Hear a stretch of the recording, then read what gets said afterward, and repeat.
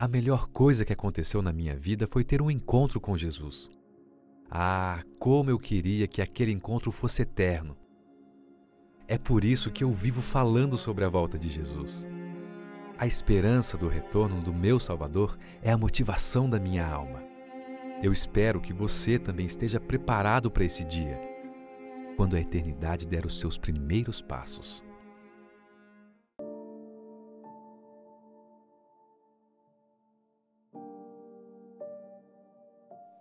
Na primeira carta aos Tessalonicenses, capítulo 4, versos 13 a 18, o apóstolo Paulo diz: Não queremos, porém, irmãos, que sejais ignorantes, com respeito aos que dormem, para não vos entristecerdes como os demais que não têm esperança.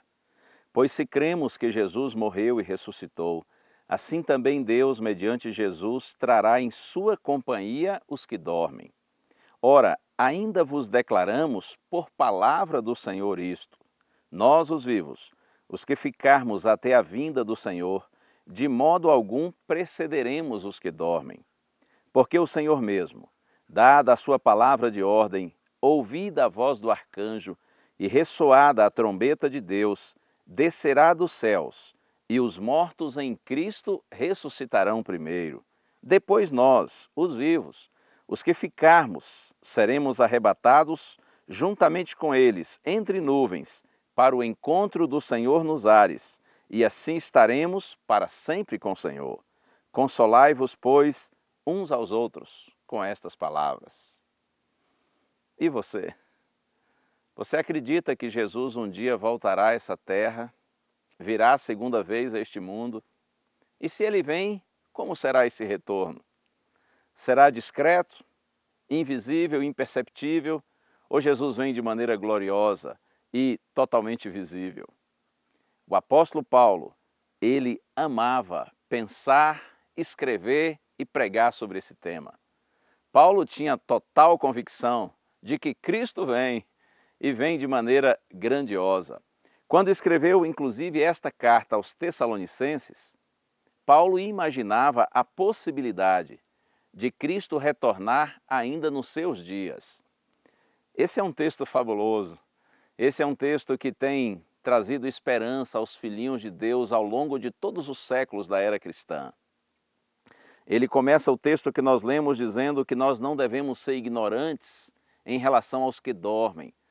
Ou seja, nós precisamos entender que aqueles que já morreram, o dormir aqui é apenas uma expressão branda, é apenas um eufemismo que muitas vezes os autores bíblicos usam para se referirem àqueles que já morreram, pelo fato de estarem inconscientes. A morte é um estado, segundo a Bíblia, de completa inconsciência, como eu já lhe disse.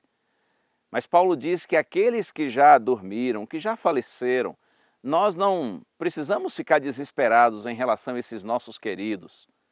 Porque se nós cremos que Jesus morreu e ressuscitou, assim também, diz Paulo, aqueles que morreram em Cristo, com Cristo ressuscitarão. Morrem em Cristo todos os que vivem com Cristo. E segundo a promessa do Senhor, esses seus filhinhos todos um dia, quando Cristo voltar em glória e majestade para buscar a sua igreja, antes mesmo dos justos vivos serem transformados, os que morreram em Cristo serão ressuscitados. E aí, conforme está escrito aqui, nós nos uniremos a eles e juntos subiremos para o encontro com o Senhor nos ares. E então nós estaremos para sempre com o Senhor. Creia nessas palavras, mas olha um detalhe muito significativo, que você e eu precisamos entender. A segunda vinda de Cristo será visível. Conforme está escrito aqui, totalmente audível e gloriosa. A segunda vinda de Cristo a essa terra será o maior e mais extraordinário evento de toda a história. Essa é a nossa bendita esperança. Preciso lhe advertir quanto a uma doutrina não bíblica, chamada de arrebatamento secreto. Esse ensino se popularizou no século XX, no meio evangélico, a partir de uma série intitulada Deixados para Trás, de Tim LaHaye e Jerry Jenkins. Esse ensino afirma que o arrebatamento da igreja será de forma secreta, de forma invisível. Porém, não é isso que a Bíblia ensina. Um dos textos usados pelos que creem dessa forma incorreta é exatamente uma interpretação precipitada do texto de Jesus no sermão profético em Mateus capítulo 24, quando Jesus diz que no momento do seu retorno, um será tomado ou levado e outro será deixado. Mas se você estuda esse texto com um pouco mais de carinho, de cuidado, de atenção, você vai compreender que a ênfase de Cristo não está no fato de que seu retorno e o consequente arrebatamento da igreja será de forma secreta, mas sim que ele vem de surpresa para aqueles naturalmente que não se prepararam, para aqueles que não vigiaram. Acredite, a segunda vinda de Cristo não será nada místico, espiritual, irreal. A segunda vinda de Cristo será pessoal, literal, totalmente visível, glorioso e audível. Este evento, o maior evento de todos os tempos. Isto está, inclusive, em toda a Bíblia. O próprio Jesus disse, também no sermão profético de Mateus 24, assim como o relâmpago sai do Oriente e se mostra até o Ocidente, assim será a vinda do Filho do Homem. Veja, o relâmpago que sai do Oriente e se mostra até o Ocidente. E quando a gente vai ao livro de Atos dos Apóstolos, Lucas diz que depois que Jesus se despediu dos discípulos, após a ressurreição, e subiu para o céu, os discípulos contemplaram aquela cena e eles ficaram olhando para Jesus enquanto ele subia. Então 2 anjos foram enviados por Deus e os anjos disseram assim: varões galileus, por que estáis olhando para as alturas? Esse mesmo Jesus que dentre vós foi elevado ao céu virá do mesmo modo como o viste subir. E no Apocalipse, capítulo 1, verso 7, está escrito: eis que vem com as nuvens e todo olho verá. Então, para ficar bem claro para você, a segunda vinda de Cristo será visível e visível também será o arrebatamento da sua igreja. E quem são as pessoas que serão arrebatadas? Conforme o texto que nós lemos de Paulo, os que morreram em Cristo, ressuscitados nesse momento, e também os justos que estiverem vivos. Nós nos uniremos a eles e juntos subiremos para o encontro com o Senhor nos ares. Quando Jesus virá em glória para buscar o seu povo, para arrebatar a sua igreja, você sabe? Se você não sabe, gostaria que eu lhe desse essa informação? Acredite, eu gostaria muito de lhe informar, mas eu também não sei. Em realidade, nenhum homem sabe. Isto não foi revelado a ninguém. O que a gente pode ter plena certeza é de que ele virá. Ele virá porque ele prometeu voltar. A palavra do Senhor é fiel e verdadeira. O testemunho do Senhor é genuíno, é confiável. O Senhor não é homem para que minta. O Senhor é fiel na sua palavra. Ele disse que voltará e voltará. E nós teremos o privilégio de vê-lo. Paulo, quando fala a respeito da primeira vinda de Jesus, até já mencionei esse texto para você no estudo anterior. Paulo diz que Jesus veio na plenitude do tempo.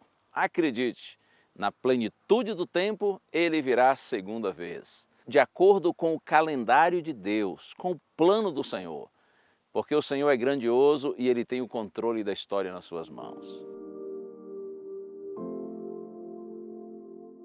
Mais importante do que saber quando Cristo virá ou como ele virá, é ter a plena convicção de que ele vem mesmo. Foi ele quem prometeu.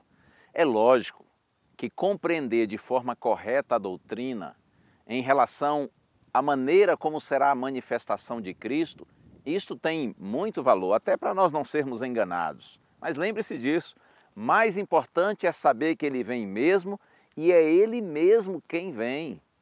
É o noivo que está vindo buscar a sua noiva. Será muito maravilhoso esse dia do encontro de Cristo com a sua igreja.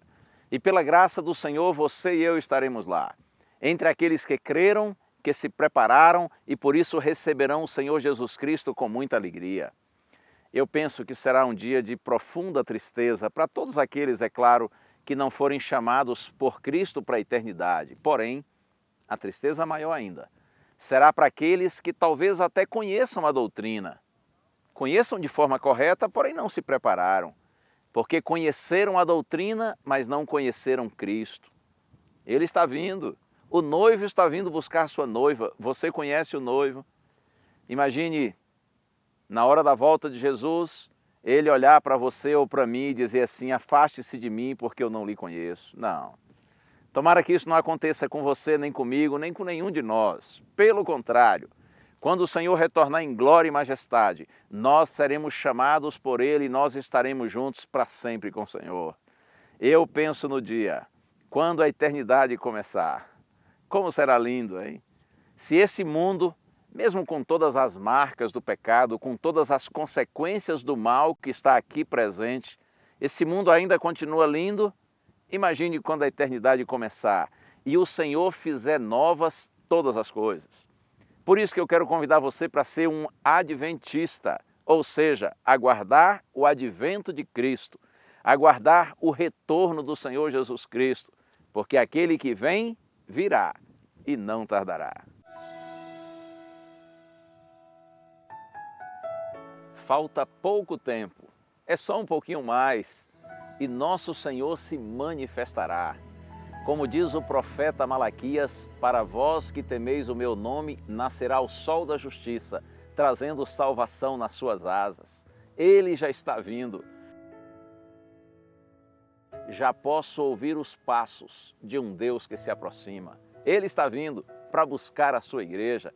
Prepare-se, estude a palavra de Deus, ore com sinceridade ao Senhor, una-se à igreja de Deus, ao povo de Deus, e pela graça do Senhor, quando Ele se manifestar, nós estaremos lá entre aqueles que abrirão os braços e dirão: Senhor, Tu és o Deus a quem nós esperávamos. E o Senhor nos dirá: ok, vinde benditos do meu Pai. Estaremos juntos sim, para sempre com o Senhor. A graça do Senhor Jesus Cristo e o amor de Deus e a comunhão do Espírito Santo sejam com todos vós.